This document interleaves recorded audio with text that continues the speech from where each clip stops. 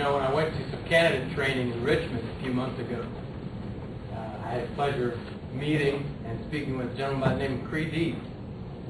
And he gave a little speech right before the candidate training, and he said, you know, the most important thing is that we never, ever lose that fire in our belly, that fire in the belly. So I want you, if you don't mind, to stand back up and applaud these two gentlemen for saying some kind words about me on such a short notice with that fire in your belly.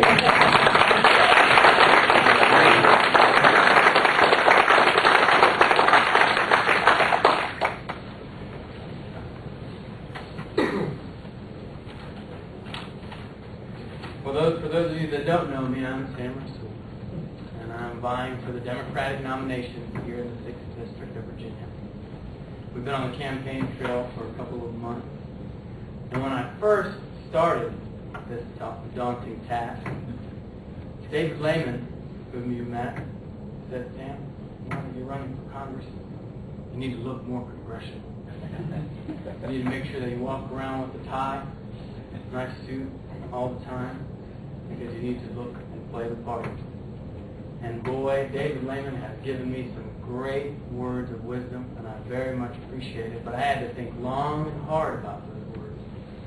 Because are the people of Western Virginia, the blue-collar workers, are those suit and tie people? No. We're hard workers. We're people that get things done. So I am here today in front of you not as a person who's playing the part of a congressional candidate. I'm here today in front of you as Sam Rasoul, a citizen of Western Virginia.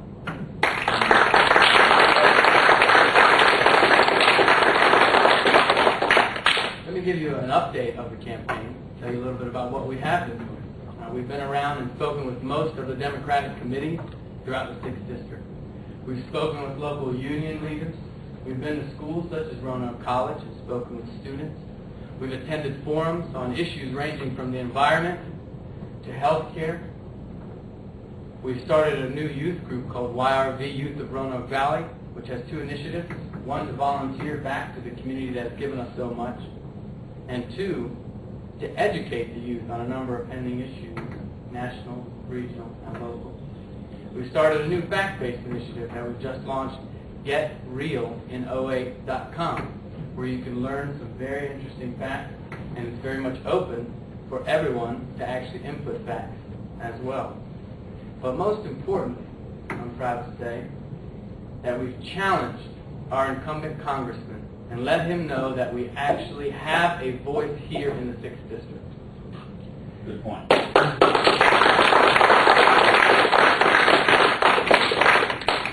We have a voice here in the 6th District. We will not sit idle. We will not relinquish hope on what is supposed to be the greatest legislative body, the greatest government in the world. We will fight for issues that are important to us. We will push for rights that we believe in. And we will fight for a future for our nation and for our children. There are three main issues that Sam Rasoul for Congress revolves around. Healthcare is the first and foremost issue. Very important that we understand that healthcare is a basic human necessity. We know that there's currently a healthcare crisis here in America and in the 6th District.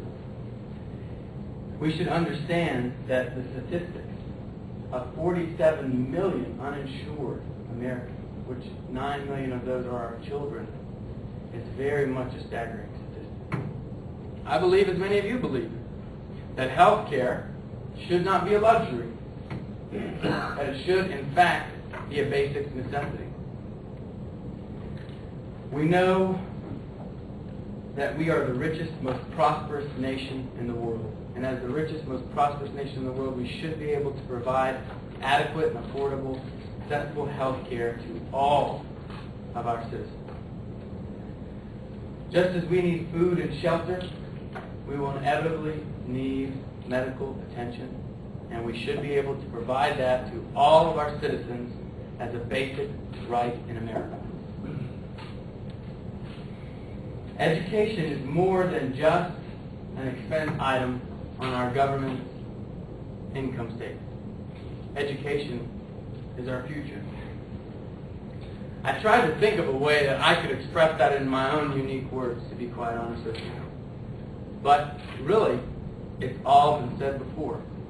So I pulled a quote from a gentleman named Henry Adams, who was an author in the 19th century, which states, and I do quote, "The chief wonder of education is that it does not ruin everybody concerned in it, teachers and taught." That quote teaches us that we will never, never go wrong when furthering educational initiatives. We are only led astray when we forget that we are lifelong students. Remembering that we are lifelong students, we turn our focus to two major issues in education. Pre-K education, to help prepare our students for primary school, and post-secondary education. With rising tuition costs, we should be able to offer increased financial assistance to all of our students and offer viable alternatives such as post-secondary skills and vocational training to all of our students, not just for graduating seniors, but for adults in a career transition.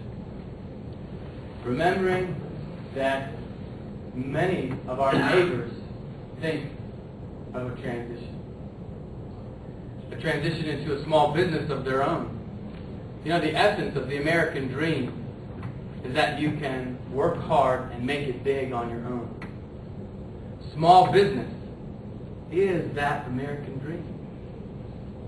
The Small Business Administration defines small business that only 17,000 of the 25 million businesses in the United States are not considered small business. So when we're talking about helping small business, we're truly referring to the backbone of America and the backbone of our district.